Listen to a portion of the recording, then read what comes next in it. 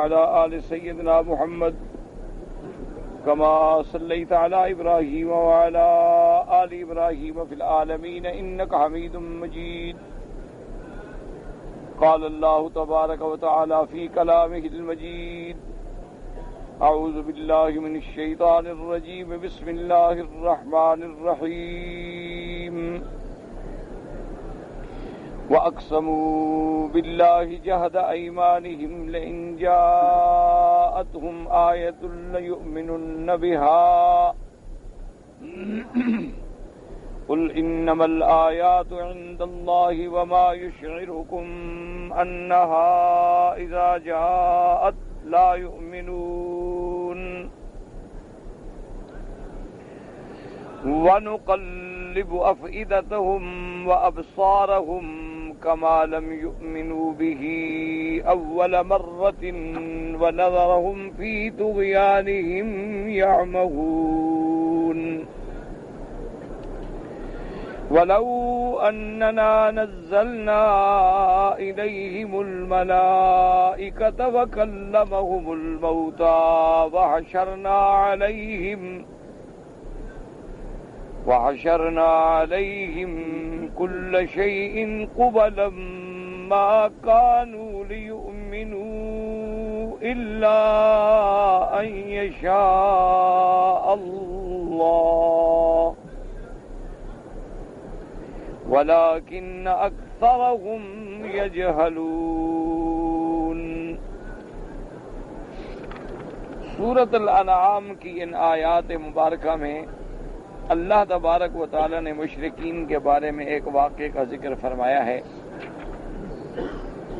اس سے پچھلی آیات مبارکہ میں جیسے کہ الحمدللہ ہم نے پڑھا کہ اللہ تبارک و تعالی نے اپنے کمال قدرت کا ذکر فرمایا تھا کہ وہ پروردگار عالم جس نے ساری مخلوق کو پیدا کیا ہے،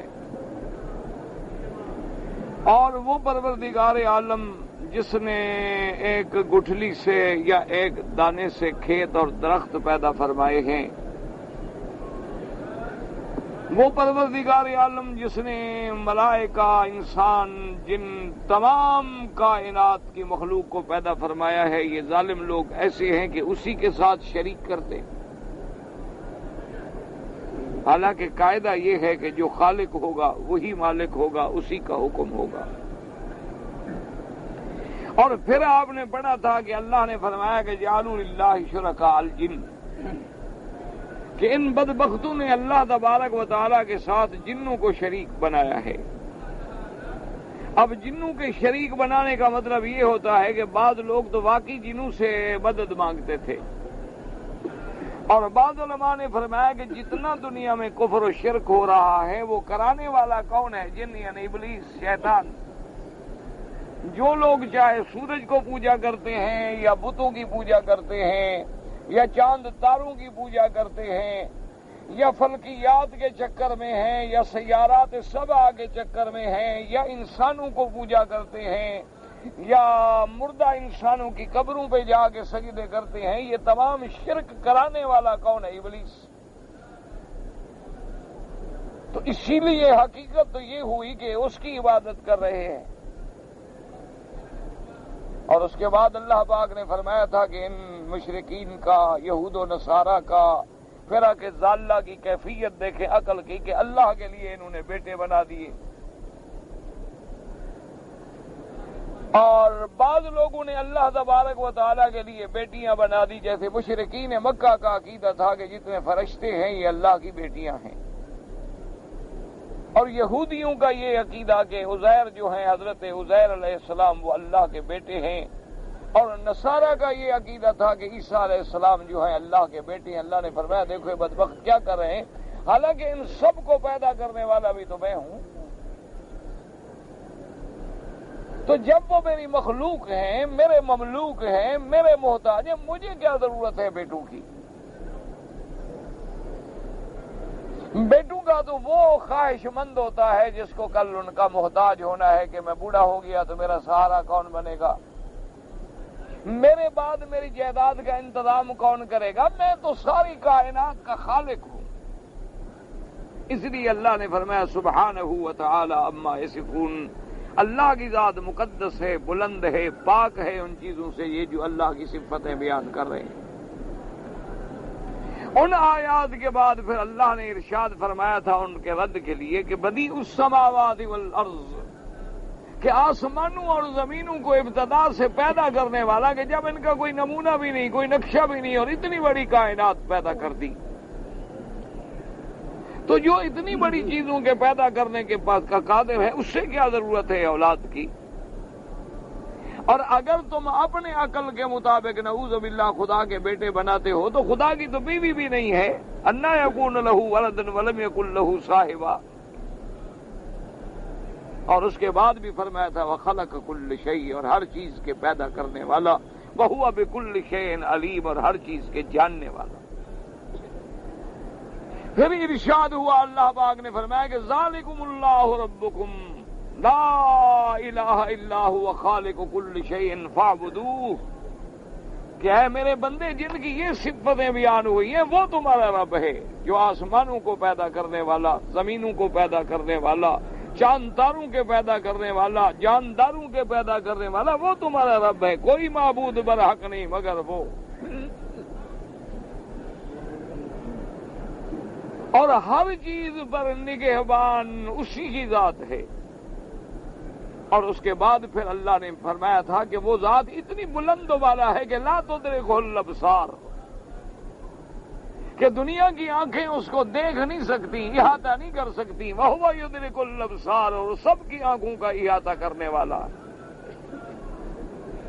تو جب تم اس کو دیکھنے کی بھی طاقت نہیں رکھتی ہو تو اس کی اولادیں کہاں سے تم نے بنا ڈالی؟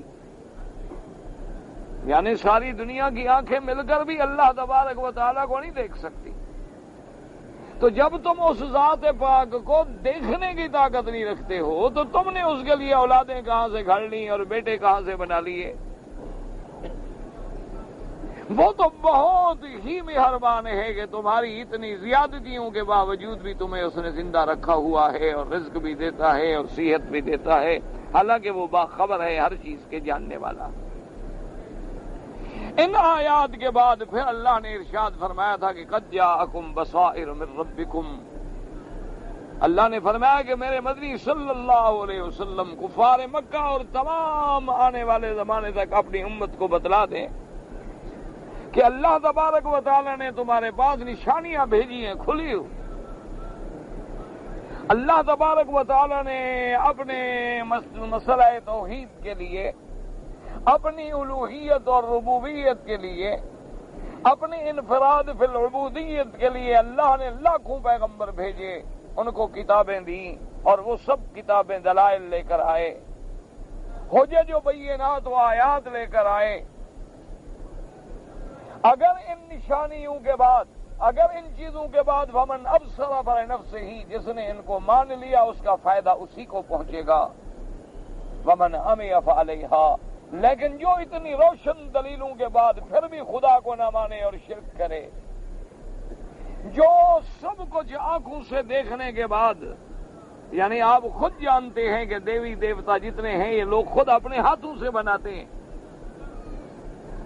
تم نے خود جانا ہے، خود دیکھا ہے کہ ان کے ماڈل، ان کے نمونے، ان کے مجسمے لکڑی کے، چاندی کے، پیتل کے، سونے کے، چاندی کے خود بناتے ہیں اپنے ہاتھوں سے، اور بنا کے پھر مندروں میں سجاتے ہیں، اور اس کے بعد ان کے آگے کھڑے ہو کے پھر حاجت مانگتے ہیں اور بنتی کرتے ہیں۔ اسی طرح آپ دیکھ لیں کہ فرق ضالہ تعزیہ خود بناتا ہے، اپنے ہاتھوں سے اس کو ایک روزے کی شکل دیتا ہے، اور اس کے بعد پھر لوگ آ کے اس پہ چڑھاوے چڑھاتے ہیں، اس پہ دوپٹے ڈالتے ہیں، اس پہ مٹھائیاں اور پیسے ڈالتے ہیں، اور وہاں کھڑے ہو کے منتیں مانتے ہیں۔ کیا ہے جی؟ یہ بھی شبیہ ہے اور یہ مثال ہے، یعنی شکل ہے فلاں روزہ مبارک کی، حضرت حسین کے روزے کی۔ اللہ نے فرمایا کہ ہم نے تمہیں دلائل دیے ہیں، تمہیں خواص خمس دیا ہے، تمہیں دیکھنے کی، سننے کی، سمجھنے کی طاقتیں دی ہیں، تمہیں عقل دیا ہے، تم اپنے ہاتھوں سے جن اولیاء اللہ کو اپنے ہاتھوں سے غسل دیتے ہو، اپنے ہاتھوں سے کفن پہناتے ہو، اپنے ہاتھوں سے ان کے جنازوں کا کندھا دیتے ہو، اپنے ہاتھوں سے آ کے جنازہ رکھ کے ان کے لیے دعائیں مغفرت کرتے ہو، اپنے ہاتھوں سے ان کے لیے قبریں تیار کر کے دفن کرتے ہو، جب دفن کر لیتے ہو تو مشکل کشا بن جاتے ہیں۔ کیا اتنا تمہیں سمجھ نہیں ہے کہ جو بندہ اپنی موت کو نہیں روک سکا، جو بندہ اپنی بیماری کو نہیں روک سکا، جو بندہ اپنی کمزوری اور بڑھاپے اور ضعیفی کو نہیں روک سکا، جو بندہ دنیا میں اپنی تکلیفوں کو نہیں روک سکا، وہ دنیا کا مشکل کشا اور حاجت روا کیسے ہو سکتا؟ اس لیے اللہ نے فرمایا کہ اگر تمہیں سمجھ آئے تمہارا بھلا ہے، اور اگر تم جان بوجھ کے اندھا بننا چاہتے ہو کہ چاند کی طرف دیکھنا نہیں چاہتے ہو، سورج کی طرف دیکھنا نہیں چاہتے ہو، تو پھر گمراہی تمہارا خود مقدر ہے۔ اللہ کو تو کسی قسم کا نقصان نہیں۔ اور ساتھ میرے پروردگار نے فرما دیا کہ میرے مدنی صلی اللہ علیہ وسلم، اللہ نے فرمایا کہ میرے پیارے نبی آپ ان کو بتا دیں کہ ما انا علیکم بوکیل، میں تمہارے اوپر نگران بنا کے تو نہیں بھیجا گیا کہ میں زبردستی پکڑ کے تم کو اسلام میں داخل کروں، یہ میری ذمہ داری نہیں ہے۔ میرے ذمہ تو یہ ہے کہ میں اللہ کی توحید کی دعوت جو ہے تم کو پہنچا دوں، اگر مان لو گے تو تمہارا بھلا ہے اور نہیں مانو گے تو تمہارا نقصان ہے۔ انبیاء علیہ السلام کے ذمہ کیا ہے؟ اللہ کے دین کا پہنچانا، جیسے اللہ نے قرآن میں کھول کے بیان کر دیا کہ ان علیک الا البلاغ، میرا مدنی آپ کے ذمہ بات پہنچا دینا ہے، مانے نہ مانے یہ آپ کی ذمہ داری نہیں۔ ان الینا ایابہم ثم ان علینا حسابہم، ان سب نے مرنے کے بعد میری طرف آنا ہے، پھر ہمیں خود حساب دیں۔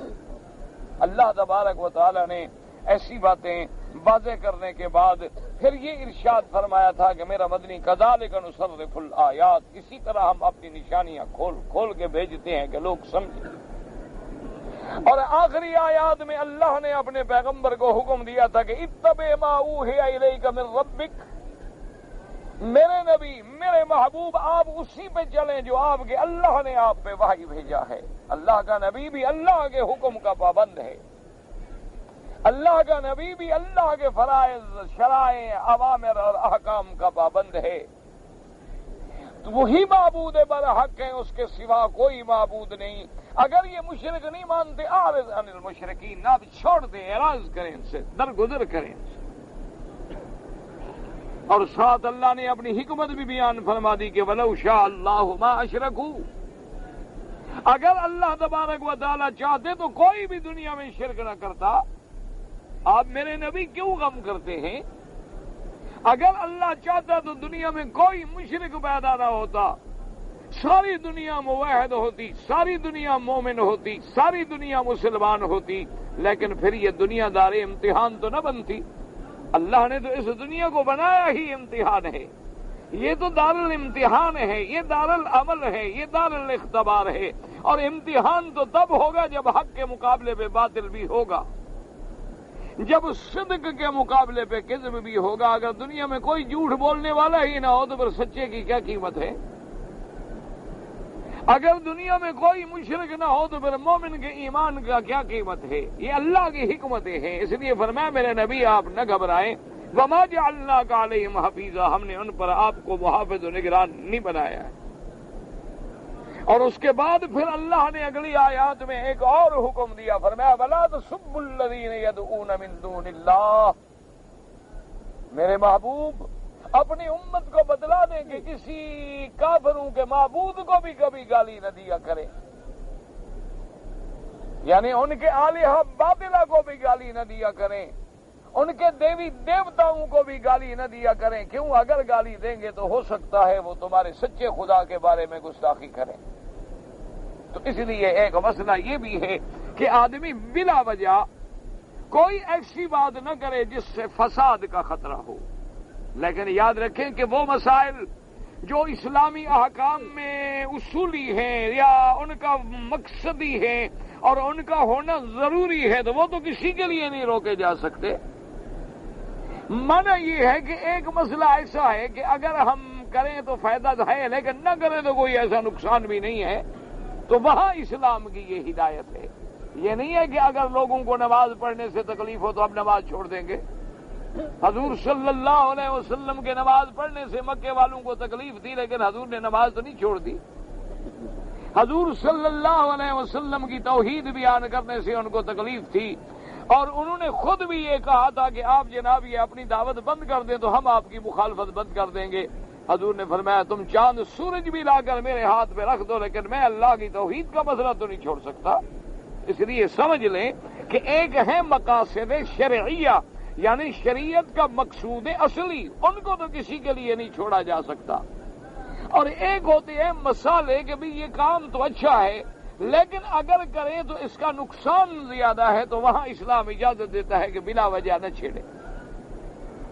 جیسے کہ اللہ کے پیغمبر کعبہ بنانا چاہتے تھے، کعبہ بنانا بڑی اچھی بات تھی، اس کو سیدنا ابراہیم الخلیل علیہ السلام کے تعمیر کے مطابق تعمیر کرنا بہت اچھا بات تھی، لیکن میرے محبوب نے فرمایا کہ عائشہ رضی اللہ تعالی عنہا، یہ لوگ نئے نئے اسلام میں داخل ہوئے ہیں، اگر میں کعبہ گرا کے بدل دوں تو لوگ کہیں گے دیکھو اللہ کے نبی نے کعبہ بھی گرا دیا، کعبہ بھی گرا دیا، تو ایک فتنہ پھیلنے کا خطرہ ہے، اس لیے میں مناسب نہیں سمجھتا، ورنہ میری تمنا ہے۔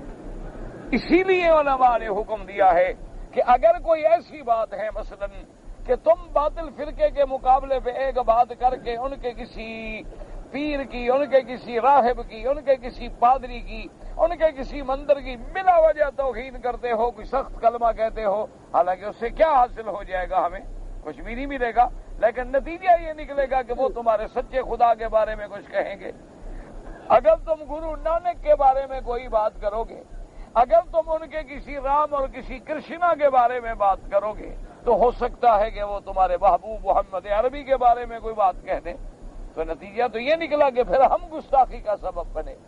کہ جیسے حضور پاک صلی اللہ علیہ وسلم کی ایک حدیث مبارک ہے، آپ نے فرمایا ملعون ہے وہ شخص جو اپنے والدین کو گالی دیتا ہے۔ صحابہ نے پوچھا یا رسول اللہ صلی اللہ علیہ وسلم ایٌ یسب والدہ، کون ایسا احمق ہوگا دنیا میں جو اپنے والدین کو گالی دے گا؟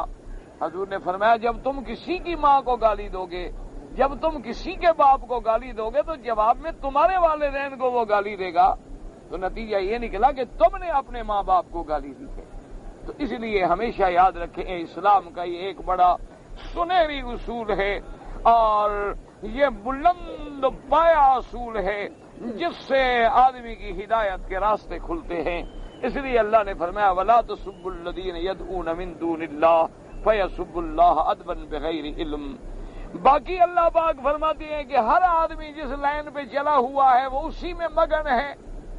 جو لوگ سورج کی عبادت کر رہے ہیں اسی کو دین سمجھے ہوئے ہیں، جو لوگ قبروں کی عبادت کرتے ہیں اسی کو دین سمجھے ہوئے ہیں، جو لوگ غیر اللہ کی پرستش کرتے ہیں کہ وجہ کیا ہے کذالک زینا لکل امۃ عملہم۔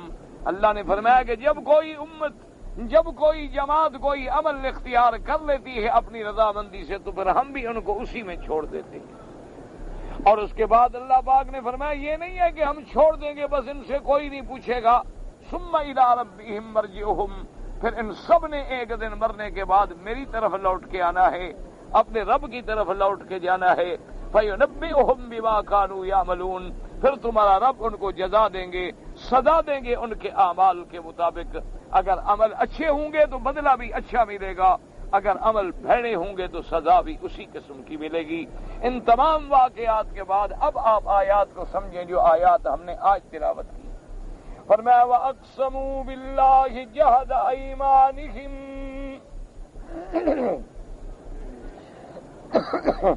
وَأَقْسَمُوا بِاللَّهِ جَهْدَ أَيْمَانِهِمْ لَئِن جَاءَتْهُمْ آيَةٌ لَّيُؤْمِنُنَّ بِهَا قُلْ إِنَّمَا الْآيَاتُ عِندَ اللَّهِ وَمَا يُشْعِرُكُمْ أَنَّهَا إِذَا جَاءَتْ لَا يُؤْمِنُونَ۔ اللہ نے فرمایا وَأَقْسَمُوا بِاللَّهِ جَهْدَ أَيْمَانِهِمْ، یہ مشرکین قسمیں کھاتے ہیں اللہ کے نام کی بڑی پکی پکی قسمیں، بڑی پختہ قسمیں۔ واقعہ اصل میں کیا تھا کہ کچھ مشرکین آئے میرے مدنی صلی اللہ علیہ وسلم کی خدمت میں، اور آگے کہنے لگے کہ یا رسول اللہ صلی اللہ علیہ وسلم اگر آپ ہمارے منشے کے مطابق ہمیں معجزات دکھا دیں، یعنی یہ جبل صفا جو پہاڑ ہے یہ سارا سونے کا بن جائے، اور اسی طرح دوسرے مقام پہ ہے کہ مکے کے اندر چشمے پھوٹ پڑیں، نہریں جاری ہو جائیں، یہاں بڑا سبزہ ہو جائے، درخت لگ جائیں، باغات لگ جائیں، اور کبھی کبھی آگے کہتے کہ یا رسول اللہ صلی اللہ علیہ وسلم آپ ایسا کریں، آپ کہتی ہیں کہ فرشتہ آتا ہے میرے پاس وحی کے لے کے آتا ہے، تو وہ فرشتہ ہمارے سامنے آئے اور ہمارے پاس لکھا ہوا بھی لے آئے تو پھر ہم ایمان لے آئیں۔ یعنی کفار و مشرکین جو ہیں آ کے ایسے مطالبے کرتے۔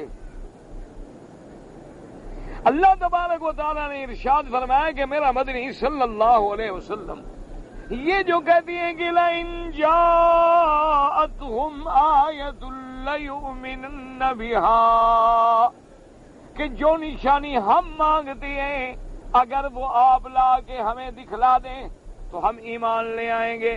اللہ نے فرمایا قُلْ إِنَّمَا الْآيَاتُ عِندَ اللَّهِ، ایک سب سے پہلا جو جواب ہے میرے مدنی میرے محبوب آپ ان کو دے دیں کہ اے ظالموں سوال کرنے والوں پہلے مسئلہ سمجھ لو کہ جتنا نشانیاں ہیں معجزات ہیں وہ اللہ کے نبی کے ہاتھ میں نہیں، وہ سب اللہ کے ہاتھ میں ہوتی ہیں۔ ایک مسئلہ سمجھ لو، یہ بھی سب سے بڑا لوگوں کو دھوکہ لگتا ہے۔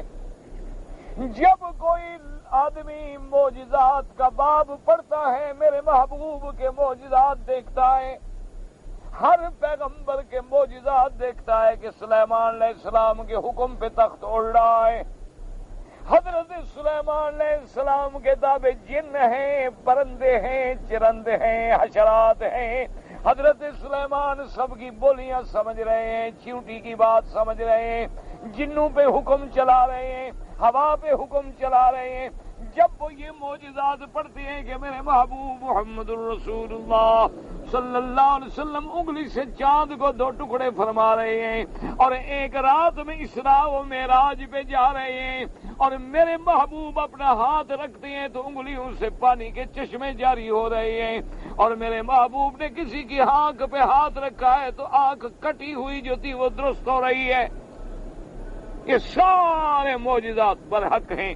یاد رکھو اللہ ہر نبی جب بھیجتے ہیں اس کو معجزات دیتے ہیں، اور یہ بھی ہمارا ایمان ہے کہ سارے نبیوں سے زیادہ، سارے پیغمبروں سے زیادہ معجزات میرے مدنی محمد الرسول اللہ کو ملے ہیں۔ وجہ کیا ہے کہ ان نبیوں کی نبوت جو ہے وہ ایک قوم کے لیے تھی، ایک برادری کے لیے، ایک قبیلے کے لیے، ایک علاقے کے لیے، اس لیے اللہ نے ان کو معجزات بھی اتنے دیے۔ لیکن میرے محبوب کی نبوت جو ہے وہ ساری کائنات کے لیے ہے، انس و جن کے لیے ہے، مشرق مغرب شمال و جنوب کے لیے ہے، اور پھر آپ کی نبوت جو ہے وہ قیامت تک کے لیے ہے۔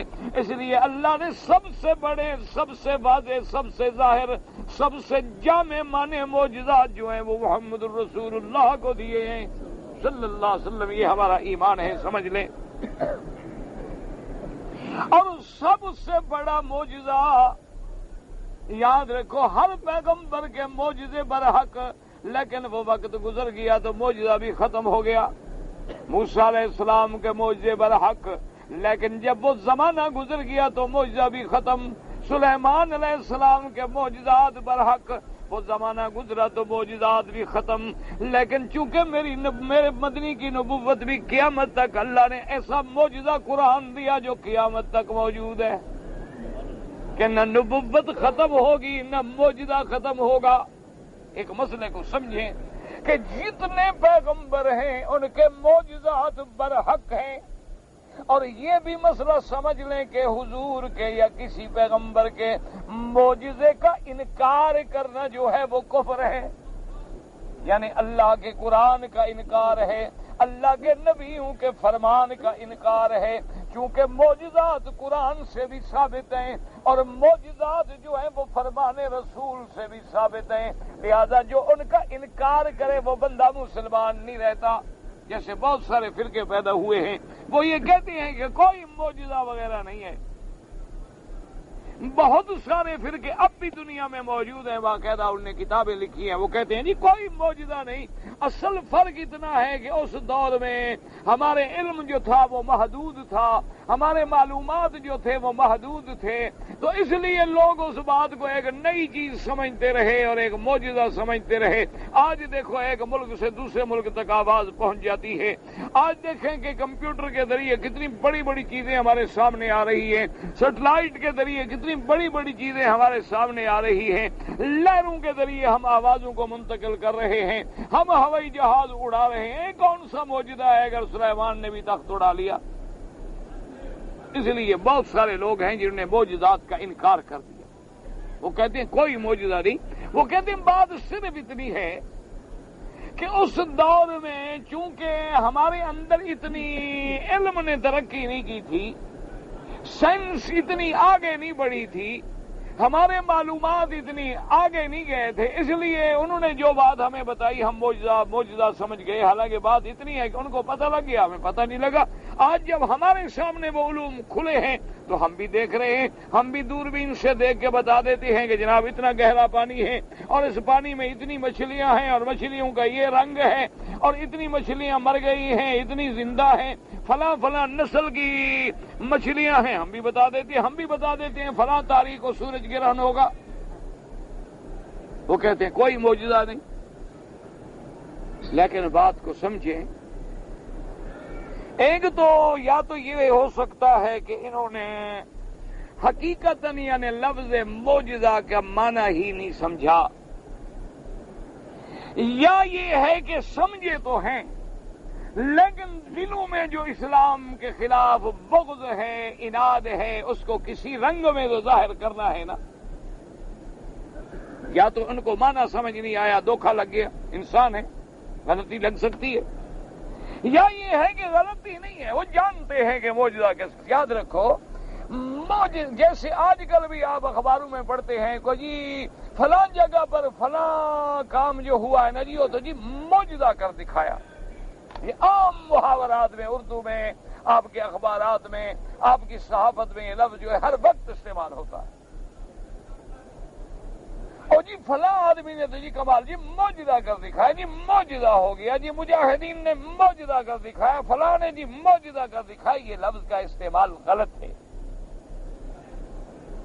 معجزے کا معنی جو ہوتا ہے، یاد رکھو، یہ ہے اعجاز سے، یعنی ایک ایسا کام جو خارق عادت ہو اور اللہ کے نبی کے ہاتھ پہ ظاہر ہو اور بغیر اسباب کے، اور وہ کام ایسا ہو جس کو کرنے سے ساری دنیا عاجز ہو۔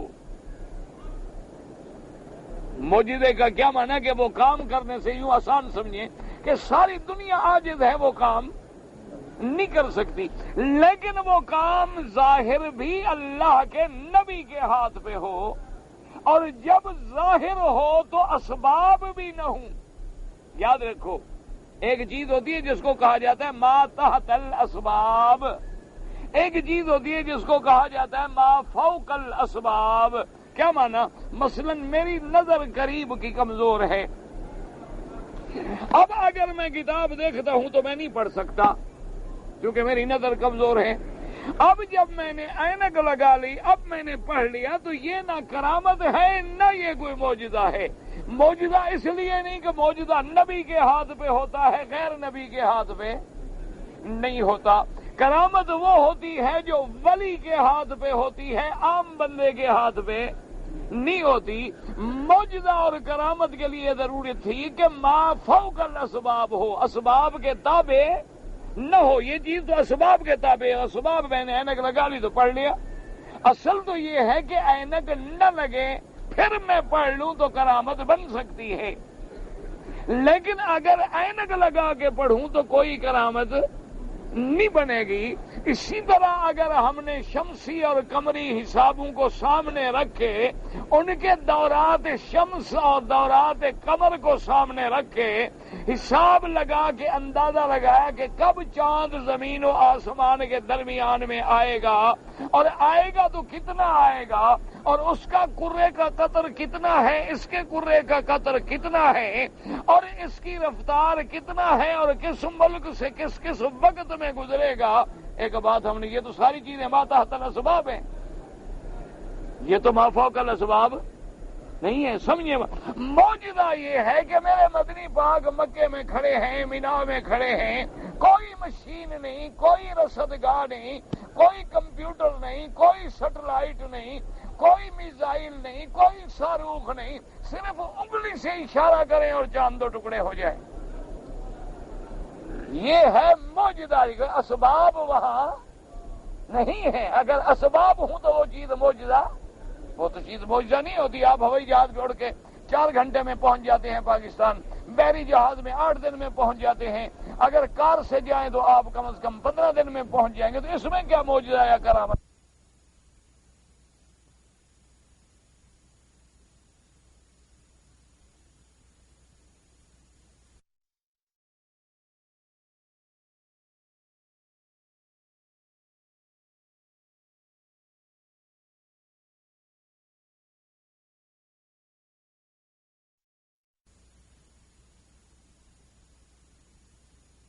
معجزہ وہ تھا کہ ایک تخت ہے لکڑی کا، سلیمان علیہ السلام بیٹھے ہوئے ہیں، کوئی رن وے نہیں، کوئی انجن نہیں، کوئی رولز رائز کی مشینیں نہیں لگی ہوئی، کوئی ریموٹ نہیں، کوئی گائیڈ کرنے کے لیے راڈار نہیں، کوئی جانے کے لیے لائن نہیں، چلانے کے لیے پائلٹ نہیں. پیغمبر کہتا ہے اڑو، اڑتا ہے، اتر جاؤ، اتر جاتا ہے. یہ ہے معجزہ. اس کو کہتے ہیں معجزہ. جو چیزیں تحت الاسباب ہوں وہ معجزہ یاد رکھو نہیں ہوتی. اور معجزہ ہوتا ہی تب ہے جب کسی پیغمبر کے ہاتھ پہ ظاہر ہو، یا اگر اللہ کے ولی کے ہاتھ پہ ظاہر ہو تو وہ کرامت ہے. یاد رکھو، اللہ کے انبیاء کے معجزات بھی برحق، اللہ کے اولیاء کے کرامات بھی برحق، اور ان کا انکار کرنے والا بندہ مسلمان نہیں رہتا، وہ کافر ہو جاتا ہے. کیونکہ اللہ کے نبی کے کتنے معجزے ہیں جو قرآن میں ہیں. جب معجزات کا انکار کرو گے تو قرآن کا انکار ہو گیا، اور قرآن کا انکار ہو گیا تو بندہ مسلمان نہیں رہے گا. اچھا، اولیاء اللہ کے معجزے قرآن میں ہیں.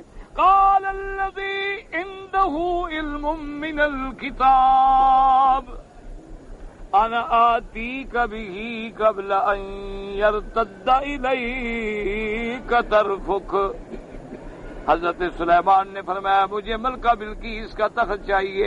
اللہ قرآن میں فرماتے ہیں کہ حضرت سلیمان کے ساتھیوں میں ایک بندہ تھا جس کو ہم نے اپنی کتاب میں سے علم دیا تھا. اس نے عرض کیا کہ سلیمان پیغمبر، میں اتنی دیر میں لا سکتا ہوں کہ آپ ذرا آنکھیں بند کر کے کھولیں. کھولا تو تخت سامنے رکھا ہوا ہے. وہ کیا تھا؟ اللہ کا ولی تھا، نبی تو نہیں تھا. نبی سلیمان ہے لیکن وہ اللہ کے ولی ہیں. جیسے کہ حضرت موسیٰ علیہ السلام کے ساتھ حضرت خضر ہیں، دیوار گر رہی ہے، کوئی توڑنے کی بنانے کی ضرورت نہیں، صرف ہاتھ سے اشارہ کیا تو دیوار سیدھی ہو گئی. وہ اللہ کے پیغمبر، اللہ کے نبی، اللہ کے ولی کے ہاتھ پہ جب چیز، میرے محبوب بیٹھے ہیں، 1500 کا لشکر ہے، پانی کوئی نہیں. حضور نے فرمایا جتنا پانی ہے جمع کر کے لے آؤ. سارا پانی اکٹھا کیا تو صحابہ کہتے ہیں اتنے بڑے پیالے کے نیچے تہ میں پڑا ہوا تھا. آپ نے اپنا ہاتھ مبارک اندر رکھا. صحابہ کہتے ہیں خدا کی قسم میں معلوم ہوتا تھا کہ حضور کی 5 انگلیوں سے چشمے چل رہے ہیں. کوئی اسباب نہیں، کچھ نہیں. یہ ہے معجزہ. اس کو کہتی ہیں معجزہ جو بغیر اسباب کے ظاہر ہو، اور اس کو کرامت کہتے ہیں کہ اللہ کے ولی کے ہاتھ پہ چیز ظاہر ہو. خرق عادت، ایسا کام جو اور کوئی نہیں کر سکتا لیکن اللہ کے ولی کے ہاتھ پہ ہو جائے، وہ کرامت ہے. کرامت بھی برحق ہے، معجزہ بھی برحق ہے. لیکن اب سمجھیں جہاں سے لوگوں کو دھوکہ لگتا ہے، لوگ معجزہ دیکھ کے سمجھ بیٹھے کہ یہ سب نبی کے اپنے ہاتھ میں ہے. لوگ اولیاء کی کرامات کو دیکھ کے سمجھ بیٹھے کہ یہ سب کچھ مرشد پیر کے ہاتھ میں ہے. جب پیر چاہے بچہ دے دے، جب پیر چاہے مردہ کو زندہ کر دے، جب پیر چاہے مرغا کھا کے جو ہڈیاں پھینکی تھی ہڈیوں کو کہہ کے مرغا بن جا تو مرغا بن جائے، اسی سے بجائے کرامت ماننے کے وہ شرک میں پڑ گئے۔ اور یہی وہ سوچ ہے، وہ عقیدہ ہے جو مکے کے کافروں مشرکوں کا تھا۔ وہ بھی نبی کو کہتے تھے کہ محمد مصطفیٰ آپ ہمیں دکھائیں کہ صفا سونے کی بن جائے، اجعل لنا الصفا ذهبا، یہ پہاڑ سونے کا بنا دیں۔ اور دوسری جگہ کہتے ہیں قالوا لن نؤمن لك حتى تفجر لنا من الارض ينبوعا، اللہ کے نبی ہم ہرگز ایمان نہیں لے آئیں گے جب تک آپ زمین سے ہمیں چشمے دکھلا دیں، باغ لگا دیں، یا ملائکہ ہمارے سامنے اتر کے آپ کی تصدیق کریں۔ یہ وہی سوچ ہے جو مشرکین مکہ کی تھی اور آج بعض جاہل لوگوں کی سوچ ہے۔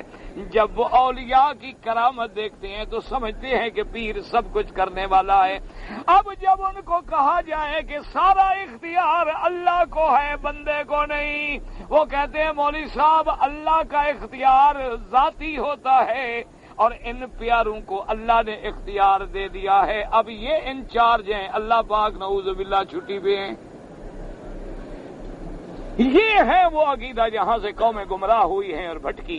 یاد رکھو معجزہ برحق، اللہ کے اولیاء کی کرامت برحق، لیکن معجزہ بھی اس وقت تک ظاہر نہیں ہوتا جب تک میرا اللہ حکم نہ دے، اور کرامت بھی اولیاء کے ہاتھ پہ ظاہر نہیں ہوتی جب تک اللہ حکم۔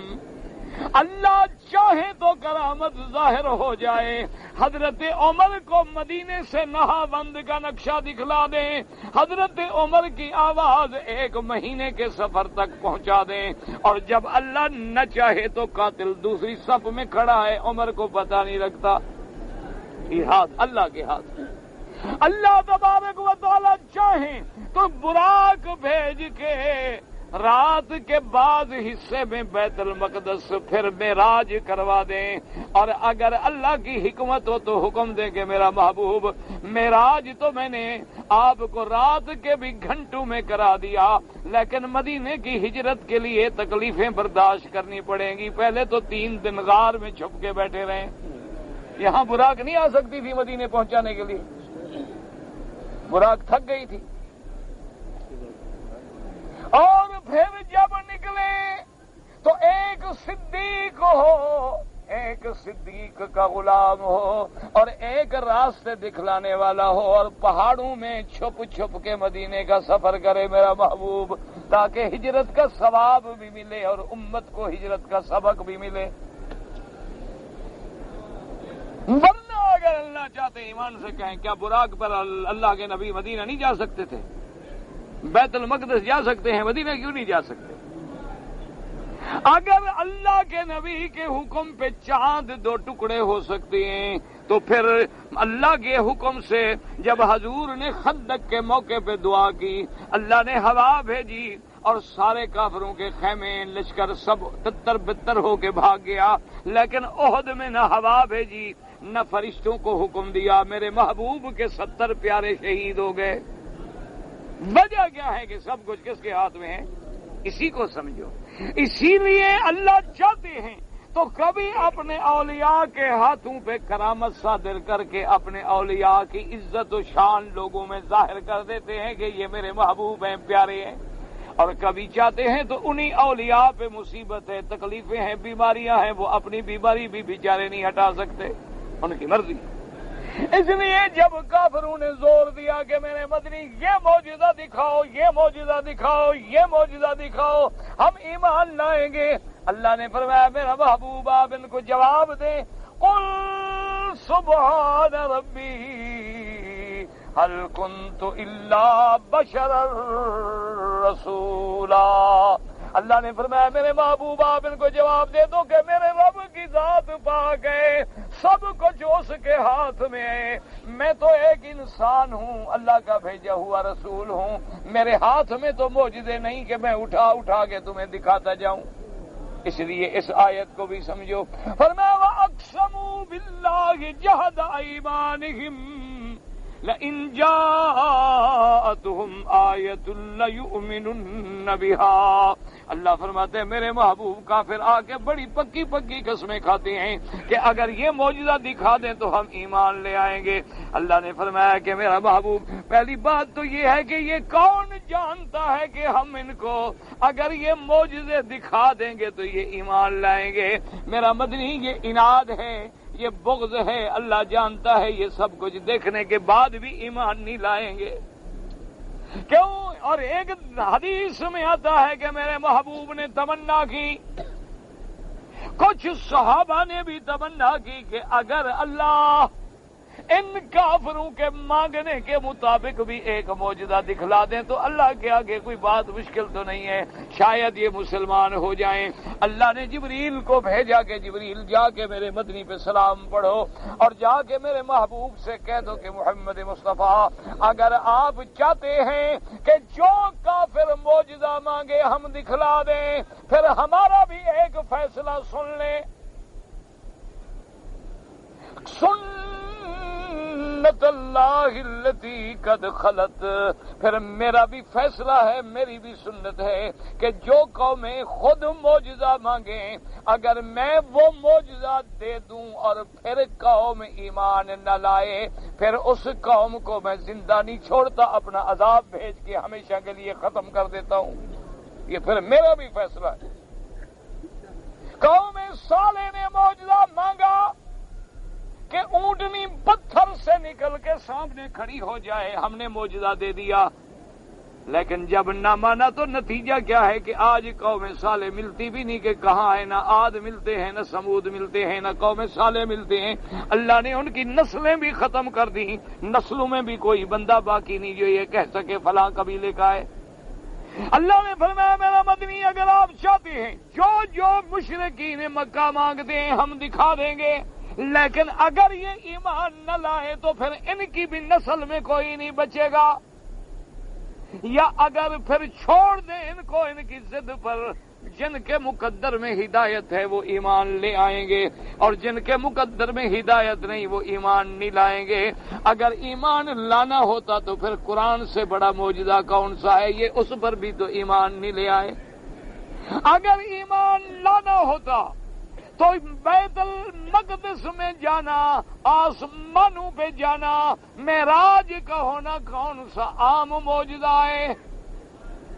حتیٰ کہ مکے کے کافر اکٹھے ہو کے حضور کی خدمت میں آئے، حضور پاک یہیں بیٹھے ہیں کعبۃ اللہ میں حتیم کی جانب میں، انہوں نے کہا کہ یا رسول اللہ صلی اللہ علیہ وسلم آپ کہتے ہیں کہ آپ بیت المقدس بھی گئے ہیں، آپ نے آسمانوں کی بھی سیر کی ہے، ہمارا عقل نہیں مانتا کہ مہینوں کا سفر جو ہے وہ منٹوں میں کیسے طے ہو گیا۔ اگر آپ نے بیت المقدس دیکھا ہے، ہم آپ سے سوال کرتے ہیں بیت المقدس کے بارے میں، اس کے دروازے کتنی ہیں، فلاں دروازہ کس طرف ہے، صخرہ کس طرف ہے، فلاں دروازہ کس طرف ہے، فلاں کھڑکی کس طرف ہے، فلاں محراب کیسا ہے، ہم سوال کرتے ہیں، آپ جواب دیں۔ اگر آپ جواب دے کے تسلی کرا دیں تو ہمیں یقین ہو جائے گا کہ آپ گئے ہیں۔ حضور فرماتے ہیں کہ مجھے بڑی تکلیف ہوئی کہ کیا یہ سوال کر رہے ہیں، لیکن اللہ نے حکم دیا جبریل میرے مدنی کو کہہ دیں کہ لا تحزن، آپ غم کیوں کرتے ہیں، ہمارے لیے کیا مشکل ہے، ہم بیت المقدس کے پردے ہٹا کے آپ کے سامنے کر دیتے ہیں، کیا مشکل کیا ہے، ہم آپ کو بیت المقدس لے جا سکتے ہیں تو بیت المقدس دکھا نہیں سکتے۔ آپ بالکل نہ گھبرائیں، حضور کے سامنے ہو گیا بیت المقدس۔ آپ نے فرمایا فسالونی، پوچھو، کیا پوچھتے ہو؟ اب جو بات پوچھتے جا رہے ہیں حضور جواب دیتے جا رہے ہیں، سب کہتے ہیں ٹھیک ہے، لیکن سب کچھ کہنے کے بعد بھی ایمان، ماننے کے بعد بھی ایمان نہیں لے آئے۔ حضور نے خود فرمایا اسی جبل صفا پہ، حضور نے فرمایا مکے والوں اگر میں تمہیں یہ خبر دوں کہ اس پہاڑ کے پیچھے تمہارا دشمن چھپا ہوا ہے، تم پہ حملہ کر کے تمہیں برباد کر دے گا، کیا میری بات مان لو گے؟ سارے کافر سامنے گئے، انہوں نے کہا بالکل یا محمد، آپ کی بات مانیں گے بالکل۔ انہوں نے کہا کیوں مانیں گے؟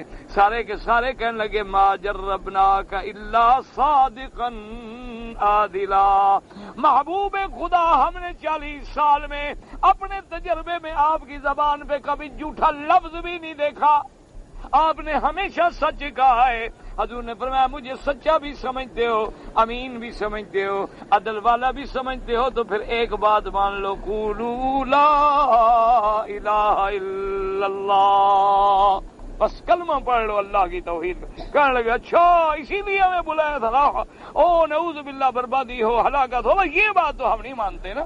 آج بھی جاہل سے کہہ دو، وہ کہے گا جی قرآن بھی برحق ہے، اللہ کا نبی بھی برحق ہے، یہ علماء بھی سچے ہیں، قرآن بھی سناتے ہیں، لیکن جناب میں اپنے مرشد کا سجدہ تو نہیں چھوڑ سکتا۔ وجہ کیا ہو گیا تھا جی؟ میرا باپ دادا سجدہ کرتا تھا، منت منوتی دیتا تھا، دیکھو نا میں کیسے بدل جاؤں۔ پرانا جی رواج ہمارا چلا آ رہا ہے پرانے دور سے، اس وقت بھی۔ اس لیے خدا نے فرمایا میرے نبی اگر ہم ان کو معجزات دکھا دیں، اس کی کیا دلیل ہے آپ کے پاس کہ ایمان لائیں گے؟ یہ تو اناد ہے کہ نئی نئی بات کرتے رہتے ہیں۔ فرمایا وَنُقَلِّبُ أَفْئِدَتَهُمْ وَأَبْصَارَهُمْ كَمَا لَمْ يُؤْمِنُوا بِهِ أَوَّلَ مَرَّةٍ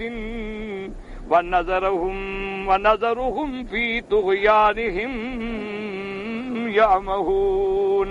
اللہ نے فرمایا میرا مدنی ہم بھی ان کے دل الٹ دیں گے، ہم بھی ان کی نظروں کو پھیر دیں گے۔ یہ جیسے پہلے معجزے پر ایمان نہیں لائے، سب سے بڑا معجزہ تو قرآن ہے جس کا مقابلہ نہیں کر سکتے، یہ تو اس پر بھی ایمان نہیں لے آئے۔ آپ ان کو چھوڑ دیں، ان کی سرکشی میں یہ اندھے ہو کے پڑے رہیں، ہم ان سے خود بدلہ لیں گے، ان کی باتوں پہ آپ غم نہ کریں۔ اور فرمایا میرے نبی سن لیں وَلَوْ أَنَّنَا نَزَّلْنَا إِلَيْهِمُ الْمَلَائِكَةَ، یہ جیسے کہتے ہیں کہ فرشتے ہمارے سامنے آئیں، میرے محبوب اگر ہم باقی فرشتے اتار دیں ان کے پاس، آ کے کہہ دیں کہ محمد مدنی سچا ہے، اور فرمایا وَكَلَّمَهُمُ الْمَوْتَى، اور ہم مردوں کو قبروں سے کھڑا کر کے ان سے بات بھی کروا دیں۔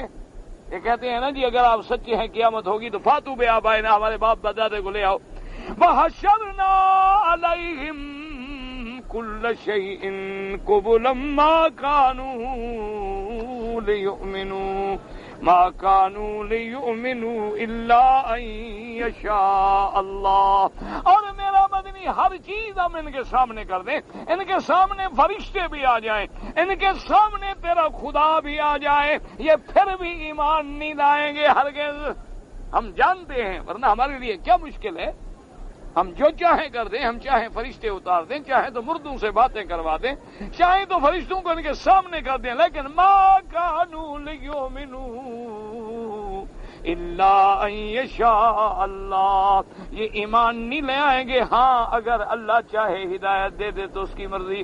ولکن اکثرهم یجہلون، ان کافروں مشرکوں کی اکثریت مانا اکثر جو ہیں یہ سب کے سب جہل میں پڑے ہیں، اندھیرے میں پڑے ہیں، طغیانی میں پڑے ہیں، جہالت کی ضد میں پڑے ہیں، یہ ایمان لانا نہیں چاہتے۔ اگر یہ سچے ہوتے تو ہمیں معجزات دکھانے میں کیا دیر لگتی۔ اس لیے ہمیشہ یاد رکھیں، اب بھی اگر کوئی آدمی عالم سے مطالبہ کرے، یاد رکھو ان جھگڑوں میں نہ پڑا کرو، اللہ کے قرآن اور حدیث کی بات ان کو سمجھا دیں، اللہ کا قرآن سمجھا دیں، حضور کا فرمان سمجھا دیں۔ اگر وہ مانے نہ مانے یا مطالبے کرے تو یہ ہماری ذمہ داری بھی نہیں ہے اور نہ یہ ہمارے ذمہ پابندی ہے۔ اللہ کا ایک حکم ہے کہ یا ایھا الرسول بلغ ما انزل الیک من ربک، اے میرے رسول جو ہم حکم دیں آگے پہنچا دیں۔ اور حضور نے فرمایا بلغوا انی ولو آیۃ، جو میرے ماننے والے ہیں ان کو ایک مسئلہ آئے، ایک آیت آئے، ایک حدیث آئے، وہ بھی آگے پہنچا دیں۔ آگے کوئی مانے تو اس کا اپنا بھلا ہے، نہ مانے تو اپنا خسارہ ہے۔ ہدایت کا اور گمراہی کے دینے والا صرف ایک ذات ہے کہ من یہدہ اللہ فلا مضل لہ ومن یضللہ فلا ہادی لہ۔ وہ چاہے ہدایت دینے پہ آ جائے تو جنگل میں بیٹھے جاہل سے جاہل بندے کو بھی ہدایت مل جائے، اور وہ ہدایت نہ دے تو کعبے میں رہنے والے، مدینے میں بسنے والے وہ بھی شرک کرتے رہیں، قبروں پہ جھکتے رہیں، غیروں کی منت منوتی مانتے رہیں، کعبے میں بیٹھ کے بھی پیرانے پیر کے وظیفے پڑھتے رہیں اور عرس کرتے رہیں، اس کی مرضی ہے، وہ ہدایت اس کے ہاتھ میں ہے، جس کو چاہے ہدایت دے دے اور چاہے تو ہدایت نہ دے۔ اللہ تبارک و تعالیٰ سے دعا کریں اللہ سارے مسلمانوں کو ہدایت کا فیصلہ کر دے اور اللہ سب پریشانیاں دور فرما دے۔ حج تو کیا ہے، مکے میں ہم رہتے ہیں، ہم نے طواف زیارت بعد نے 14 کو 15 کو 16 کو 17 کو کیا ہے، تو بہرحال جن لوگوں نے طواف اس میں کیا ہے، امام ابو حنیفہ رحمۃ اللہ علیہ کے نزدیک جب 12 تاریخ گزر جائے اس کے بعد جب طواف زیارت تو ہو سکتا ہے، لیکن دم پڑ جاتی ہے، ایک بکری دم ذبح کر کے غریبوں کو کھلا دیں۔ مقامی حضرات کے لیے طواف زیارت نہیں، یہی تو مصیبت ہے نا کہ مسئلہ خود نہیں سمجھتے ہیں اور کہہ دیتے ہیں کہ فلاں مولوی نے کہا ہے۔ مقامی لوگوں کے لیے صفا مروہ دوڑنے میں تاخیر ہو جائے تو کوئی حرج نہیں، طواف زیارت نہیں، طواف زیارت کا تو وقت مقرر ہے۔ اگر کسی آدمی نے صفا مروہ نہیں دوڑا حج کا، چاہے پورا مہینہ ذی الحج کا بھی گزر گیا، محرم میں نفلی طواف کر کے صفا مروہ دوڑ لے تو کوئی جرمانہ نہیں۔ صفا مروہ دوڑنے کے لیے اجازت ہے، یہ نہیں کہ طواف بھی جب چاہو کرتے رہو۔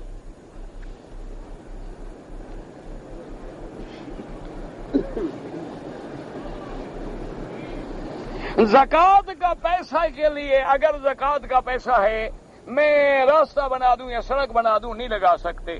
زکوٰۃ کے پیسہ تو مسجد بنانے میں بھی نہیں لگ سکتا، مدرسہ بنانے میں بھی نہیں لگ سکتا۔ زکوٰۃ کا پیسہ خالص غریبوں کا حق ہے، انما الصدقات للفقراء والمساکین، کہ غریبوں کو دیں، محتاجوں کو دیں، یتیم ہیں، بیوائیں ہیں، مؤلفۃ القلوب تو خیر اب ہے نہیں، کوئی آدمی مقدمے میں پھنسا ہے، قرضے میں پھنسا ہے، اس کی مدد کریں۔ کسی مسجد میں، بنا میں، تعمیر میں، رستے میں زکوٰۃ کا پیسہ نہیں لگ سکتا۔ حضور صلی اللہ علیہ وسلم قرضے دار کے لیے جب کوئی آدمی آتا تھا جنازہ پوچھتے تھے کہ اس پہ قرضہ ہے، تو اگر قرضہ ادا کرنے کا بندوبست نہ ہوتا تو حضور فرماتے صحابہ کو کہ تم قرضہ نماز پڑھو، میں نہیں پڑھتا اس پر نماز۔ یعنی ایک تشدید تھی تاکہ لوگ اپنے اوپر قرضہ نہ رکھیں، یہ نہیں کہ نعوذ باللہ وہ مسلمان نہیں، مسلمان نہ ہوتا تو صحابہ بھی نہ پڑھتے جنازہ، مانا یہ تھا کہ میری دعا اس کو نہ لگے تاکہ لوگ قرضہ ادا کریں۔ پھر آخر میں یہ ہو گیا کہ جب اللہ تبارک و تعالیٰ نے مسلمانوں کو قوت طاقت دے دی، مال غنیمت آنے لگ گئے، تو حضور فرماتے تھے کہ بھی اس پہ حل علیہ دین، اس پہ قرضہ ہے؟ وہ کہتے ہاں جی قرضہ ہے، کچھ پیسہ چھوڑ گیا؟ انہوں نے کہا نہیں چھوڑ، فرمایا چلو اس کا قرضہ میں ادا کروں گا، چلو چلو جنازہ پڑھو، تو پھر بیت المال سے حضور خود ادا کر دے۔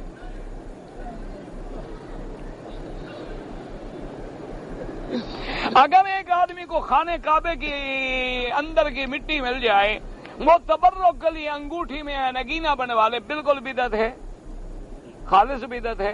اگر یہ بات سنت ہوتی تو صحابہ کو یہ مٹی نہیں ملی، صرف تمہیں 1400 سال کے بعد ملی ہے۔ یہ بالکل اسی سے تو بدعتیں بنتی ہیں نا، اسی سے تو پھر آہستہ آہستہ کام شروع ہوتا ہے نا۔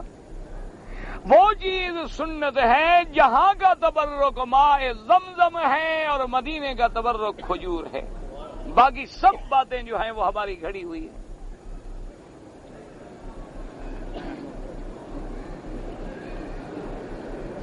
کہتے ہیں جی ہم پیروں کے پاس جا کے ان کو حاجت روا نہ سمجھیں، لیکن ڈاکٹر کے پاس جا کے کیوں علاج کراتے؟ تو پیر کو آپ ڈاکٹر سمجھتے ہیں، وہ انجیکشن لگاتا ہے باہر نکل کے، یا گولیاں لکھ کے دیتا ہے کہ جا کے جناب آپ اتنا کیپسول کھا لیں اینٹی بائیوٹک اور اتنی اینٹی الرجک اور اتنی آپ جو ہے پیناڈول کی گولیاں کھا لیں، یہی آپ لکھوانے جاتے ہیں وہاں۔ ایک زندہ مردے کا تمہارے نزدیک فرق ہی کوئی نہیں، کوئی عقل کی بات کیا کرو۔ اگر پیر زندہ بیٹھا ہے تو اس کے بعد جاؤ اس کو کہو میرے لیے دعا کرو، کوئی شرک نہیں۔ اس کے بعد جاؤ اس کو کہو جناب میں مصیبت میں ہوں، مشکل میں ہوں، آپ شیخ ہیں، بزرگ ہیں، عالم ہیں، میرے لیے دعا کریں، وہ دعا کریں، کوئی شرک نہیں۔ شرک تب ہے جب ان کے مرنے کے بعد ان کو حاجت روا سمجھ کے قبر پہ کھڑے ہو کے پکارا جائے کہ مرشد میں آپ کی مزار پہ کھڑا ہوں، میری فریاد حل کر، یہ شرک ہے۔ سمجھ آ گئی بات؟ ڈاکٹر کے پاس جانا تو یہ تو اچھا، جب ڈاکٹر مر جائے آج تک کوئی گیا ہے اس کے پاس انجیکشن لکھوانے؟ ایک آدمی مجھے ثابت کر دیں کہ ڈاکٹر مر گیا ہے اس کی قبر پہ جاتے ہیں کہ دوائی بتا دو؟ کوئی عقل کیا کرو. ایسے اسی طرح جاہلوں کو مطمئن کرتے ہو جی پیر کے پاس جانا شرک ہے تو ڈاکٹر کے پاس بھی شرک ہے. لوگوں نے کہا سبحان اللہ، واہ یہ مسئلہ بہت اچھا بیان. یہ نہیں پتا کہ بیان کرنے والا مشرک ہے اور جاہل ہے تمہیں دھوکہ دے رہا ہے.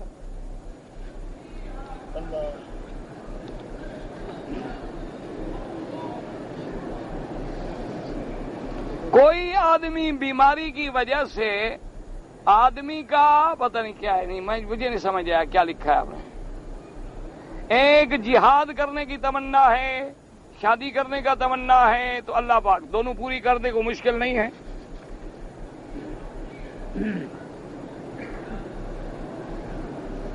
یحییٰ علیہ السلام کے والد کا نام میں نے نہیں پڑھا، آپ نے قرآن میں نہیں پڑھا؟ کس کا بیٹا تھا یحییٰ؟ زکریا کا. یہ کوئی چھپا ہوا ہے؟ حضرت زکریا نے دعا مانگی تھی نا، یا زکریا انا نبشرک بغلام اسمہ یحییٰ، تو قرآن میں موجود ہے، کوئی چھپی ہوئی بات تو نہیں ہے. نام کس نے رکھا تھا؟ اللہ نے. قرآن جو لکھا ہوا موجود ہے تمہارے پاس.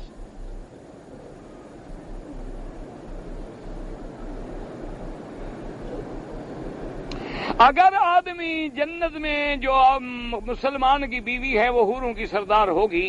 مسئلہ یہ ہے کہ اگر شوہر انتقال کر گیا، بیوی نے دوسرا شوہر کر لیا، تو اس کو قیامت میں ملے گی جس کے نکاح میں مرے گی، اس کی حوروں کی سردار ہوگی. تیرے حوروں کی سردار کیوں ہو؟ تو مر گیا، نکاح ختم ہو گیا، وہ اجنبی ہو گئی. اس کے بعد اس نے دوسری جگہ شادی کر لی، پھر جس کے نکاح میں مرے گی اسی کی بیوی ہوگی قیامت میں.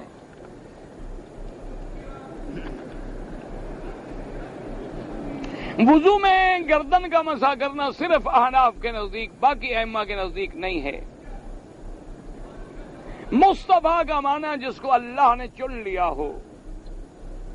طواف کے اندر سب سے بہتر دعا وہ ہے جو حضور نے پڑھی، سبحان اللہ والحمدللہ لا الہ الا اللہ اللہ اکبر اللہم ربنا آتنا فی الدنیا حسنہ وفی الآخرۃ حسنہ وقنا عذاب النار.